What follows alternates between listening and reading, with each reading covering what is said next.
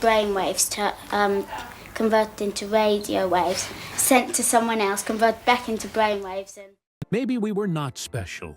Maybe the time was, and we just happened to live in it. That idea can feel strange at first, because it suggests that the way life felt was not only about who we were, but about when we were. If you grew up in the 1990s, you probably remember a world that worked very differently. Not better in every way. Not worse either. Just different. It was a world before everything became digital. Before every moment could be captured, uploaded, and judged. Before life moved at the speed of a swipe. And whether we realized it or not, that world shaped us. Back then, music did not live in the cloud. It lived in your hands. You carried a CD player like it was fragile cargo. One sudden step, one wrong movement, and the song skipped. So you learned to walk carefully. Not because someone told you to slow down, because the moment demanded it. You listened to entire albums, not just highlights, not shuffled fragments. And when you found a song you loved, you worked for it. Making a mixtape was not casual. It was intentional. You waited by the radio. You hovered over the record button. You hoped the DJ would stop talking in time. Sometimes they did not. Sometimes you caught half a sentence at the beginning of the song, and somehow that made it even more real. Those tapes were not perfect.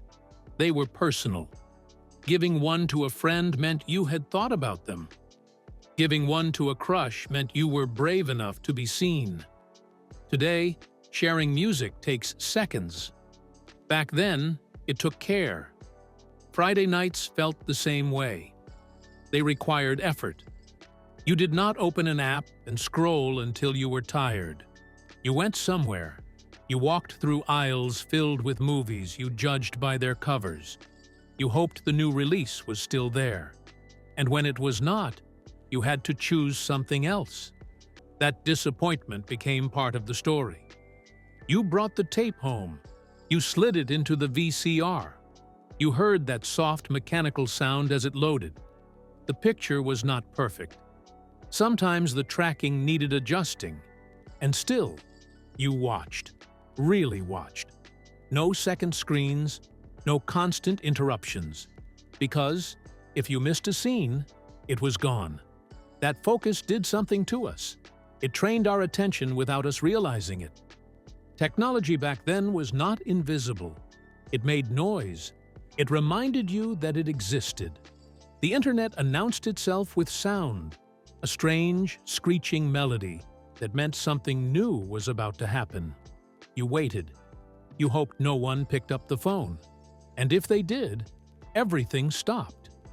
That frustration taught patience, and patience made success feel earned. When a page finally loaded, it felt like an achievement.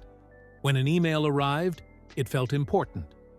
Today, we refresh without thinking. Back then, every connection mattered. Even storage had weight. You saved files on disks that felt like objects, not abstractions. You slid the little metal piece back and forth. You listened as the computer tried to read it. That sound meant something. It meant your work was loading. Or maybe it was not. Either way, you waited. And waiting became normal. Life outside screens felt endless. Afternoons stretched on without structure. You went outside without a plan. You rode your bike without knowing exactly where you would end up. No one tracked you. No one expected updates. You were simply gone. And that was allowed. Boredom existed. Real boredom. Not the kind we complain about today while staring at a screen. The kind where nothing happens, and your mind has to do the work. Out of that boredom came imagination. Games invented on the spot. Stories created out of nothing. You learned how to entertain yourself, how to sit with your thoughts. That skill is rare now. Saturday mornings were sacred. You woke up early, not because you had to, but because you wanted to. The television had a schedule, and you followed it. A bowl of cereal, soft morning light, cartoons that felt like rewards.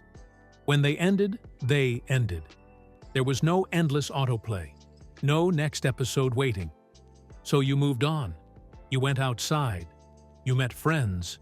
You started the day. Those shows stayed with you, not because you watched them constantly, but because they were limited. Scarcity made them memorable. Even learning felt different. You could not look everything up instantly. You explored instead. You clicked through digital encyclopedias, jumping from topic to topic. Not because you needed the information, but because curiosity pulled you along. You played trivia games that made you feel smart. You learned without realizing you were learning. And when you did not know something, you guessed. You debated. You argued your case. Sometimes you were wrong, and that was okay. Those conversations mattered more than the answers. Navigation worked the same way. You unfolded maps across kitchen tables. You traced routes with your finger. You got lost. And sometimes getting lost led to something unexpected. A new place, a new memory. Nothing recalculated for you. You figured it out. Magazines arrived once a month, and that was enough. You read them slowly, cover to cover. You waited for the next issue. Anticipation was built in. Everything had a rhythm. And pauses. Even money felt different. You wrote checks. You kept records. You planned ahead. Spending was slower, more deliberate. You felt the transaction. Travel had its own kind of magic. Flying felt accessible but not overwhelming. Security was simpler. The experience felt lighter. It was not perfect, but it felt human. And then there were the little things. The things that never make headlines. Disposable cameras that captured moments you would not see for weeks. Pictures that were blurry or off-center, and still precious. Snacks that disappeared and live only in memory now. Small joys that felt huge at the time. Even habits that seem unbelievable today, like smoking everywhere, remind us how much the world has changed. The 1990s were full of contradictions, progress and limits, freedom and inconvenience. And maybe that is why they left such a mark. Because we lived on a bridge between two worlds. We remember life before constant connection, and we witnessed the beginning of everything becoming instant. That perspective matters, because somewhere along the way, something shifted. Life became faster, smoother, more efficient, and at the same time, thinner. Moments stopped lingering. Everything became replaceable. When everything is always available, nothing feels rare. We did not lose happiness. We lost depth. We did not lose excitement. We lost anticipation. The biggest change was not technology. It was attention. In the 1990s, life did not constantly interrupt you. You were present because you had to be. Presence was not a goal. It was a byproduct. And that is why recreating the past never works. You cannot buy that feeling. You cannot stream it. It came from how life was structured, which leads to a realization that can feel uncomfortable. Maybe we were not the last ones who lived. Maybe we were the last ones who lived without constant interruption. We did not know it at the time, and that is why it worked. Because the moment you become aware of being watched, measured, recorded, behavior changes. Life becomes performance. The 1990s gave us a window where life was still private by default.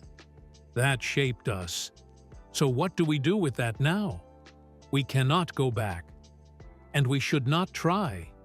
But we can remember what mattered. We can protect moments from interruption.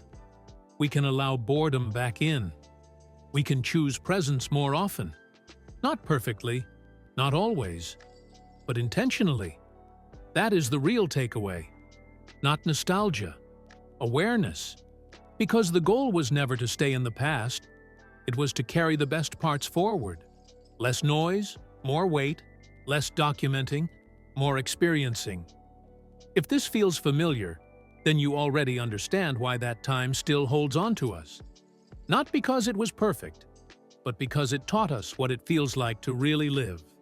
And that is something worth holding on to.